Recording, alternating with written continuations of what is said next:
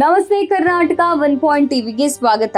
ಕೊಲಂಬೋದಿಂದ ಮುಂಬೈಗೆ ತೆರಳ್ತಾ ಇದ್ದ ಸಿಂಗಾಪುರದ ಬೃಹತ್ ಕಂಟೈನರ್ ಹಡಗಿನಲ್ಲಿ ಬೆಂಕಿ ಜ್ವಾಲೆ ಕಾಣಿಸಿಕೊಂಡಿದೆ. ಹಡಗಿನಲ್ಲಿದ್ದ 22 ಸಿಬ್ಬಂದಿಗಳು ದುರಂತದಲ್ಲಿ ಸಿಲುಕಿಕೊಂಡಿದ್ರು. ನೌಕಾಪಡೆಯ ಯಶಸ್ವಿ ಕಾರ್ಯಾಚರಣೆಯಿಂದ ಹಲವರ ಜೀವ ರಕ್ಷಣೆಯಾಗಿದೆ. ಶ್ರೀಲಂಕಾದ ಕೊಲಂಬೋದಿಂದ ಮುಂಬೈಗೆ ಬರ್ತಾ ಇದ್ದಂತಹ ಕಂಟೈನರ್ ಹಡಗಿನಲ್ಲಿ ಜೂನ್ 9ರಂದು ಕೇರಳದ ಬೇಪೂರ್ ಕರಾವಳಿಯಿಂದ ಸುಮಾರು 78 ನಾಟಿಕಲ್ ಮೈಲು ದೂರಿನಲ್ಲಿ ನೀರಿನ ಮಧ್ಯದಲ್ಲೇ ಬೆಂಕಿ ಅವಘಡ ಸಂಭವಿಸಿದೆ. ಘಟನೆಯ ಮಾಹಿತಿ ತಿಳಿತಾ ಇದ್ದಂತೆ ಅಲರ್ಟ್ ಆದ ನೌಕಾಪಡೆಯು ರಕ್ಷಣಾ ಕಾರ್ಯಕ್ಕೆ ಮುಂದಾಯಿತು. ಇದರಿಂದ 18 ಜನರ ಜೀವ ಉಳಿತು. ಹೌದು, ಸೋಮವಾರ ಬೆಳಗ್ಗೆ 9:20ಕ್ಕೆ ಕೇರಳದ ಕಣ್ಣೂರು ಜಿಲ್ಲೆಯ ಅಜಿಕಲ್ನಿಂದ ಸುಮಾರು 44 ನಾಟಿಕಲ್ ಮೈಲು ದೂರದಲ್ಲಿ ಮತ್ತು ಕೊಚ್ಚಿಯಿಂದ ವಾಯುವ್ಯಕ್ಕೆ ಸುಮಾರು 130 ನಾಟಿಕಲ್ ಮೈಲು ದೂರದಲ್ಲಿ ಅರಬ್ಬಿ ಸಮುದ್ರದ ಮಾರ್ಗವಾಗಿ ಸಾಗ್ತಾ ಇದ್ದ ಸಿಂಗಾಪುರ ಧ್ವಜ ಹೊತ್ತ ಹಡಗಿನ MV ವ್ಯಾನ್ ಹೈ 503 ಕಂಟೈನರ್ನಲ್ಲಿ ಬೆಂಕಿ ಕಾಣಿಸಿಕೊಂಡಿದೆ. ಘಟನೆಯ ಬಳಿಕ ಭಾರತೀಯ ನೌಕಾಪಡೆಯು ತುರ್ತು ಕರೆಗೆ ತಕ್ಷಣ ಸ್ಪಂದಿಸಿತು. ಇದರಿಂದ ಹಡಗಿನಲ್ಲಿದ್ದ 22 ಸಿಬ್ಬಂದಿಗಳ ಪೈಕಿ 18 ಜನರನ್ನ ರಕ್ಷಿಸಲಾಯಿತು. ಆದರೆ ಸಮುದ್ರದಲ್ಲಿ 4 ನಾಪತ್ತೆಯಾಗಿದ್ದಾರೆ.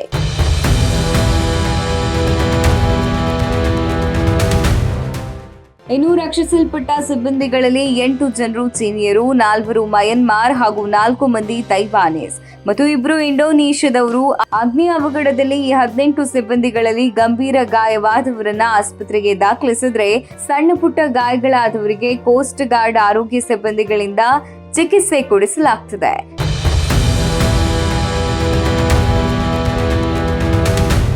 ಬೆಂಕಿ ಕಾಣಿಸಿಕೊಂಡ ಸಿಂಗಾಪುರದ ಹಡಗು ಕೇರಳ ಮತ್ತು ಮಂಗಳೂರು ಕಡಲ ತೀರದಲ್ಲಿ ಆತಂಕ ಹೆಚ್ಚಿಸಿದೆ. ಏಕೆಂದ್ರೆ ಬೆಂಕಿ ಜ್ವಾಲೆಗೆ ತುತ್ತಾಗಿರುವ ಹಡಗಿನಲ್ಲಿ ಇನ್ನಷ್ಟು ಪ್ರಖರವಾಗಿ ಬೆಂಕಿ ಹರಡಲು ಬೇಕಾದ ಪೂರಕ ಸಾಮಗ್ರಿಗಳಿರೋದು ಆತಂಕಕ್ಕೆ ಕಾರಣ ಆಗಿದೆ.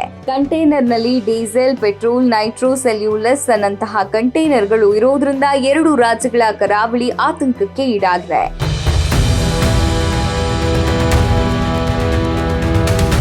ಹಡಗಿನಲ್ಲಿ ಒಟ್ಟು 600ಕ್ಕೂ ಅಧಿಕ ಕಂಟೈನರ್ಗಳಿದ್ದು, ಇದರಲ್ಲಿ 157 ಕಂಟೈನರ್ ಅಪಾಯಕಾರಿ ಸಾಮಗ್ರಿಗಳನ್ನ ಹೊಂದಿದೆ. 240 ಟನ್ ಡೀಸೆಲ್, 2000 ಟನ್ ಇಂಧನ ತೈಲ ಹಾಗೂ ಇತರೆ ತೈಲ ಸಾಮಗ್ರಿಗಳು ಹಡಗಿನಲ್ಲಿವೆ ಅಂತ ಹೇಳಲಾಗ್ತಿದೆ. ಇದರಿಂದ ಬೆಂಕಿಯ ತೀವ್ರತೆ ಹೆಚ್ಚಾಗ್ತಾ ಇದ್ದು, ನೌಕಾದಳವು ಬೆಂಕಿಯನ್ನ ನಿಯಂತ್ರಿಸಲು ಹರಸಾಹಸ ಪಡ್ತಿದೆ. ಬೆಂಕಿ ಮಟ್ಟಿಗೆ ಹರಡೋದಕ್ಕೆ ಅದರಲ್ಲಿದ್ದ ಸಾಮಗ್ರಿಗಳೇ ಮುಖ್ಯ ಕಾರಣ ಆಗಿವೆ. ಅಲ್ಲದೆ ಹವಾಮಾನ ವೈಪರೀತ್ಯವು ಬೆಂಕಿ ಜ್ವಾಲೆ ನಂದಿಸಲು ಅಡ್ಡಿಯಾಗ್ತಾ ಇದ್ದು, ಗಾಳಿ ಮಳೆಯಿಂದ ಬೆಂಕಿಯ ತೀವ್ರತೆ ಹೆಚ್ಚಾಗ್ತಿದೆ. ಈ ನಡುವೆಯೂ ನೌಕಾದಳ ಬೆಂಕಿಯನ್ನ ಸಂಪೂರ್ಣವಾಗಿ ನಂದಿಸಲು ಸಾಕಷ್ಟು ಪ್ರಯತ್ನ ಮಾಡ್ತಿದೆ. ಆದ್ರೆ 48 ಗಂಟೆಗಳು ಕೂಡ ಕಳೆದ್ರೂ ಅಗ್ನಿಯನ್ನ ಪೂರ್ಣವಾಗಿ ನಂದಿಸಲಿಕ್ಕೆ ಸಾಧ್ಯ ಆಗ್ತಿಲ್ಲ. ಇನ್ನು ಹಡಗು ಜ್ವಾಲೆಯಿಂದ ತುಂಡಾಗುವ ಸಾಧ್ಯತೆ ಇದ್ದು, ಇದು ಆಳ ಸಮುದ್ರವನ್ನ ಸೇರಬಹುದು ಅಂತ ಕೂಡ ಹೇಳಲಾಗ್ತಿದೆ.